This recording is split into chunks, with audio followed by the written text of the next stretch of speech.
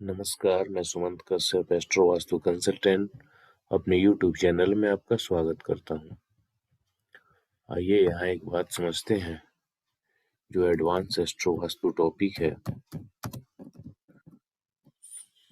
कहेंगे advance astro vastu, इसमें house activation जो टॉपिक होता है, हाउस एक्टिवेशन जिनको नहीं पता उनको बता दूं, कुंडली में जिस भाव का रिजल्ट लेना होता है उसी को एक्टिव किया जाता है। लेकिन कब करते हैं, किस प्रकार करते हैं, कितने समय के लिए करते हैं और किन भावों को करना है, किन को नहीं करना है, ये एक कंप्लीट प्रोसेस है जो एस्ट्रोलॉजी और एस्ट्रो वास्तु के लिंक होने पे, उसका प्रॉपर नॉलेज होने के बाद ही आपको समझ में आएगा। यहाँ मैं एक बहुत इंटरेस्टिंग टॉपिक आपको बताने जा रहा हूँ एडवांस एस्ट्रो वास्तु का। जो लोग सीख रहे हैं या सीख चुके हैं या जिनके मन में ऐसी इच्छा है, जिनको लगता है कि हम हाउस एक्टिवेशन से सब कुछ ले सकते हैं, उनके लिए और भी इंटरेस्टिंग टॉपिक होगी, वो इस टॉपिक को ध्यान से समझेंगे। ये कुंडली मेरे पास आती है और इनका क्वेश्चन ये है, मेरी नौकरी बार बार छूट जाती है और साथ ही साथ जितना मैं मेहनत करता हूँ उसके अकॉर्डिंग पैसे नहीं मिलते हैं। क्या रीजन हो सकता है? बात नौकरी की है तो हम छठे के सबलॉर्ड का अध्ययन करेंगे और साथ ही साथ दसम भाव प्रोफेशन का है उसके भी सबलॉर्ड का अध्ययन करेंगे। तो छठे का जब सबलॉर्ड यहाँ प्लेनेट एंड कस्प डिटेल वाले में आप आके देखेंगे तो आपको दिख जाएगा छठे का सबलॉर्ड जुपिटर है और 10वें का सबलॉर्ड मून है, यानी जुपिटर और मून को हमें देखना है। आइए देखते हैं क्या कहता है जुपिटर एंड मून। यहाँ हम आ जाएंगे। यहाँ आने के बाद जो छठे का सबलॉर्ड जुपिटर है वहां आप देखेंगे 12 है, 5 और 7 है, 1 2 5 है, छठा भाव यहाँ नहीं है। जबकि 10वें का जो मून है उसमें 5 7 है, 3 10 11 है और 12 नंबर, यानी छठा भाव इसमें है ही नहीं। तो एक बात ये भी समझ में निकल के आती है कि 6th हाउस नहीं है और उसी से संबंधित इनको रिजल्ट लेना है तो थोड़ा प्रॉब्लम आएगा। अब यहाँ ये भी हो सकता है, मन में आ सकता है क्वेश्चन कि छठा भाव नहीं होने के बाद भी जातक नौकरी क्यों कर रहे हैं। तो ये एस्ट्रो वास्तु का टॉपिक नहीं है, प्रिडिक्टिव एस्ट्रोलॉजी का है, बहुत ही डीप सब्जेक्ट है, तो इसका आंसर मैं यहाँ आपको नहीं दूंगा। सिंपली यहाँ हम ये समझते हैं कि इनको नौकरी में प्रॉब्लम आ रही है। महादशा भी देख लेते हैं। इनकी रनिंग जो महादशा चल रही है वो शनि की है और अंतरदशा में वीनस है। यहाँ पे देखेंगे तो शनि की महादशा 2032 तक है, वीनस की अंतरदशा देखेंगे तो 2023 तक है। तो आइए हम यहाँ से ये भी देख और समझ लेते हैं शनि और वीनस के बारे में कि ये आपसे क्या बता रहे हैं, ये क्या रिजल्ट देने वाले हैं। शनि में देख लीजिए 1 2 5 1 2 5 11 12 12, यानी छठा नंबर नहीं है। और वीनस में भी देख लेंगे तो छठा नंबर यहाँ नहीं है। और ओवरऑल इनकी पूरी कुंडली का आप अध्ययन करेंगे तो सिर्फ केतु में 6 नंबर मिलेगा और मर्क्यूरी में मिलेगा। बाकी ओवरऑल मुझे लग नहीं रहा है कि कहीं इसमें 6 नंबर है। केतु और मर्क्यूरी को छोड़ दीजिए तो बाकी में 6 नंबर नहीं है। तो इस स्थिति में अब यहाँ पे यदि मन में आपके ख्याल आए, विचार आए कि हम छठे भाव को एक्टिव करके नौकरी का रिजल्ट ले लेते हैं, और अक्सर केसेस में लोग करते भी हैं, जो नंबर नहीं होते हैं वो उसका, जैसे 11वां भाव आपकी कुंडली में नहीं एक्टिव है तो उसको एक्टिव किया जाता है विश फुलफिलमेंट के लिए, 7वां नहीं है तो किया जाता है शादी के लिए। लेकिन जैसा कि मैं अक्सर कहता हूँ, एस्ट्रो वास्तु में खासकर कोई भी रूल आप ये सोचें कि सभी कुंडलियों में एक समान रूप से लग जाएगा, थंब रूल है, तो ऐसा नहीं होता है। हर बार आंख मूंद के 11वें भाव को एक्टिवेट करना भी आपके लिए नुकसानदायक हो सकता है।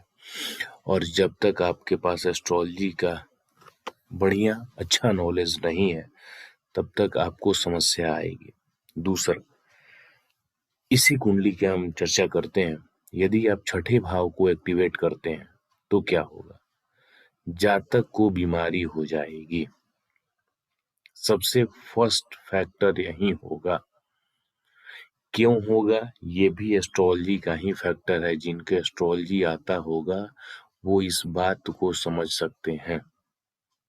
जिनको एस्ट्रोलॉजी का नॉलेज है वे जान सकते हैं कि छठे भाव को हम जैसे ही यहाँ इस कुंडली की बात कर रहा हूँ।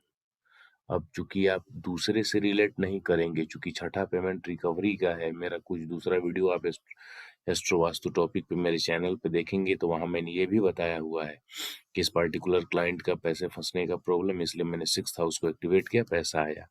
लेकिन मैं जैसा कि अक्सर कहता हूँ और मैं सबको इस बात के लिए सावधान भी करता हूँ कि वीडियो देख के आप कोई भी रेमेडीज ट्राई ना करें, क्योंकि वीडियो में जो मैं रेमेडीज बताता हूँ उस पार्टिकुलर कुंडली के लिए होता है, ना कि सबके लिए होता है। और ना वीडियो देख के तो आप एस्ट्रोलॉजी एस्ट्रो वास्तु सीख नहीं सकते। तो आप कहीं भी सीखें, जहां से सीखना है प्रॉपर गाइडेंस में सीखें। देख सुन के आधी अधूरी रेमेडीज ना करें।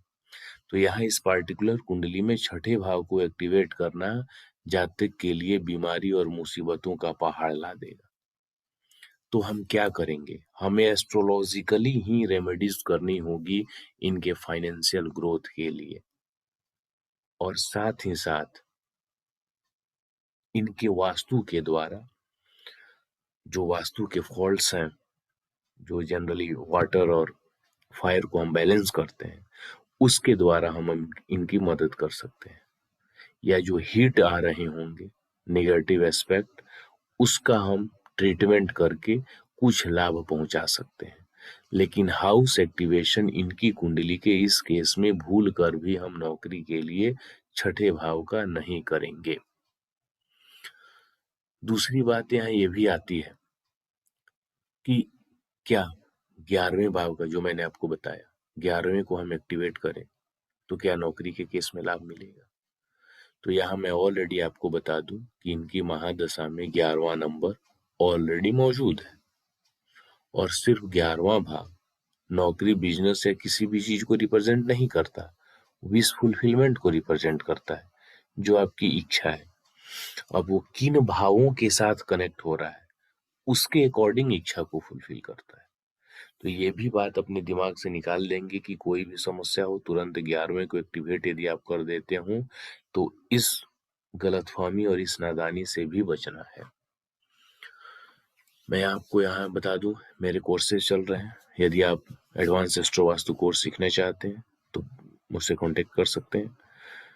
प्रेडिक्टिव एस्ट्रोलॉजी सीखना चाहते हैं तो भी कांटेक्ट कर सकते हैं। प्रेडिक्टिव एस्ट्रोलॉजी का फी है, अकेले 1 to 1 ही चल रहा है, चूंकि ग्रुप फुल है। ग्रुप अभी चालू नहीं हुआ, ग्रुप संभवतः मार्च के बाद चालू होगा, चाहिए मार्च में चालू होगा, कोई आवश्यक नहीं है। ग्रुप में फी 31,000 है, 1 to 1 में 51,000 है। 4 महीने का कोर्स होता है प्रेडिक्टिव एस्ट्रोलॉजी का, उसके बाद 4 महीने का प्रैक्टिस सपोर्ट होता है। एस्ट्रो वास्तु आप सीखेंगे तो एस्ट्रो वास्तु में 3 प्रकार के कोर्सेज हैं। एक जो 45 एनर्जी फील्ड पे है, उसकी फी 40,000 है। एक जो 16 जोन्स केपी एस्ट्रोलॉजी वैदिक के अकॉर्डिंग कंप्लीट एक पैकेज है, उसकी फी अष्टक वर्ग कुंडली के साथ भी है, 40,500, 43,500। और एक तीसरा कोर्स है जिसमें मैंने कुछ नक्षत्रों के द्वारा और रजत सतो तमस जो नक्षत्रों के हैं उसको भी मैंने शामिल किया है, तो उसकी फी है 51,000। यानी 51,000 वाले कोर्स की बात करें तो आपको एस्ट्रो वास्तु में 2 कोर्स करना होगा, एक 51,000 वाला और एक दूसरा 45 एनर्जी फील्ड का, यदि जिनको करने की आवश्यकता है, जो वास्तु के 45 एनर्जी फील्ड को एक्टिवेट करना चाहते हैं, यानी वो सेपरेट कोर्स है। तो कुल मिलाकर आप जो कोर्स करना चाहें कर सकते हैं, मेरे व्हाट्सएप नंबर पे कांटेक्ट कर सकते हैं। वहां मैं आपको दोनों कोर्सेज से रिलेटेड जो सिलेबस है वो मैं आपको प्रोवाइड कर दूंगा। मेरा व्हाट्सएप नंबर 99555792। और सबसे बड़ी बात मैं ये बता दूं, जहां से मन हो आप वहां से कोर्सेज करें, लेकिन कोई भी कोर्स आप करते हैं तो उसके बाद आपको किसी न किसी का गाइडेंस चाहिए होता है, प्रैक्टिस सपोर्ट चाहिए होता है।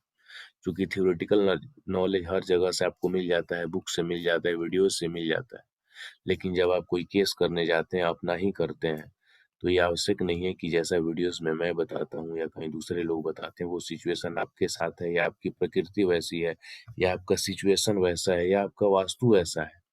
ये आवश्यक नहीं है। और remedies person to person vary करती हैं, क्योंकि कोई भी दो पर्सन एक समान नहीं है ना, दो जुड़वा भाई एक जैसे नहीं है। तो फिर आप ये कैसे सोच सकते हैं कि रेमेडीज सेम होगी।